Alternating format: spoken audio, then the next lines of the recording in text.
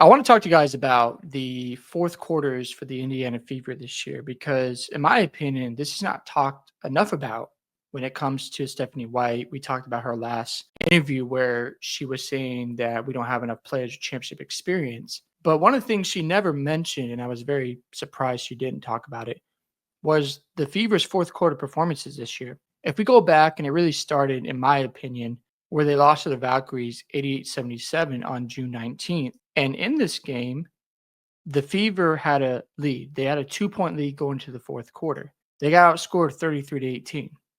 We moved to the Aces game, and Caitlin Clark, by the way, played against the Valkyries. She also played against the Aces. In that game, the Fever had a 3-point lead. They got outscored in the fourth quarter 31-20. Then we fast forward to the Storm game, Fever versus Storm. Clark played in this game. Now they won, but they got outscored 28-19 in the fourth quarter. We moved to LA Sparks game, and Clark did not play in this game. However, the Fever had a lead going into the fourth quarter, and they got outscored 35-17 on their home floor. We move forward to the Wings Fever game, and yes, they did win, but they only outscored the Wings 20-17.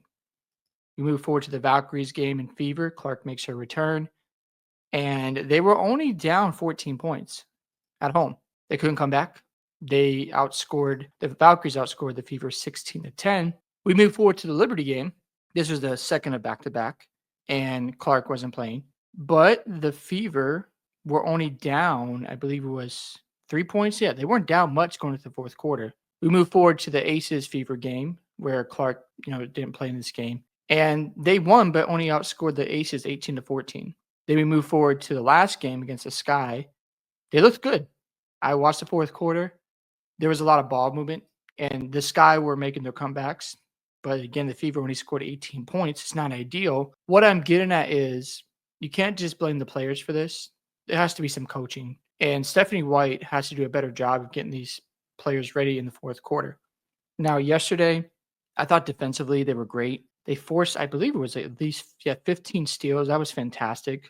Kelsey Mitchell was playing out of this world. I do like the fact in that fourth quarter, she was not playing too much isolation basketball. When she got the ball, she would look to drive and kick or try to score, but not do a lot of dribble.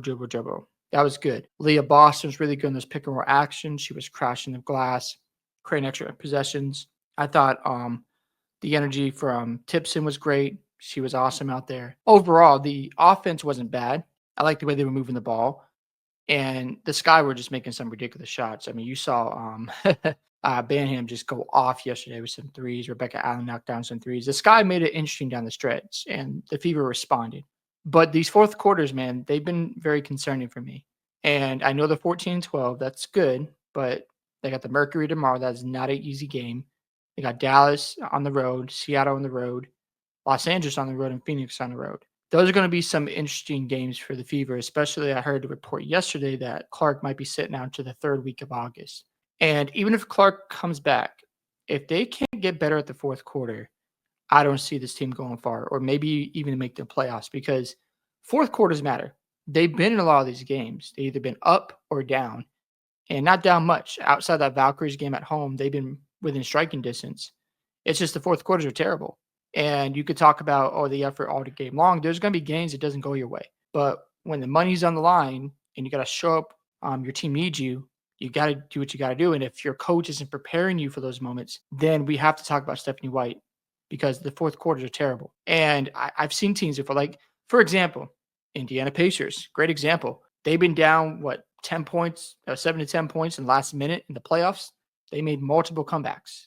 Again, it's the mentality. It's the mental game for the Fever.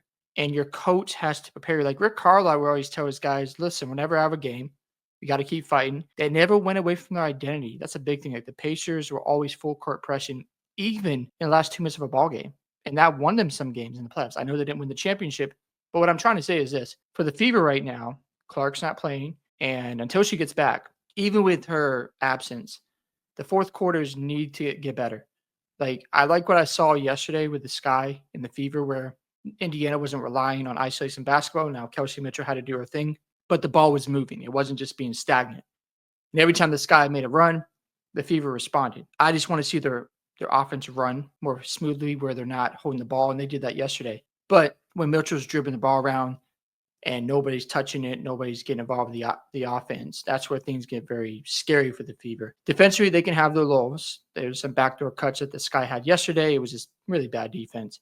But overall, they still were solid in that fourth quarter. But I wanted to point this out because I think I saw a comment the other day. They were saying, yeah, the Fever's effort can be bad at times. And I agree. But also, these fourth quarters, they've been creating a really bad habit. You're seeing the numbers here. It just, we can't ignore what's happening to this basketball team. It's good to see them 2 games over 500. This is the first time during this regular season they've been 2 games over 500. I think for their upcoming trip on the road, it would be really good for them to go 2-2 or 3-1. That would be a huge W. If they can find a way to beat Dallas, Los Angeles, which I think they should be able to, even without Clark. And if they can find a way to beat Phoenix or Seattle, it's not going to be easy. Those games are going to be hard. That's a huge win because now Clark, because right now the Fever are the 6th seed, but it's neck and neck. If they can maintain that 6th seed or higher, it gives you more incentive for Clark to return. If the Fever bow out, let's just say they lose to Phoenix, they lose, to Seattle, Los Angeles, Phoenix, they lose 4 of the next 5 games. Now you're 15 and 16. Do you bring Clark back? I don't think you should. So it's just very important for this team to start building good habits in the fourth quarter because they're either getting outscored, playing poorly, even when having leads, they've been bad. So it's just very important for them to figure that out. I'm glad they're resting Caitlin Clark, but at the same time, the fourth quarters have to get better, in my personal opinion. Until that improves, even if they make a push for the playoffs, and let's just say they don't get any situation where the games are close or they're down and they don't overcome in the fourth quarter, that doesn't bode well for the playoffs. I know they've beaten the Liberty. I know they have beaten the Lynx, but these habits are going to show up in the playoffs. And that's what needs to improve, in my personal opinion. And if Stephanie White can't get them ready, I think you just got to move on from her because if you can't get your team in position to battle back, to stay tough when things aren't going your way, then the coach has to go. Hope you guys enjoyed this video today. I'd love to hear thoughts about the Fever's fourth quarter struggles this season and what should they do to get better. Don't forget to like and subscribe to the channel, and I'll catch you guys in the next one.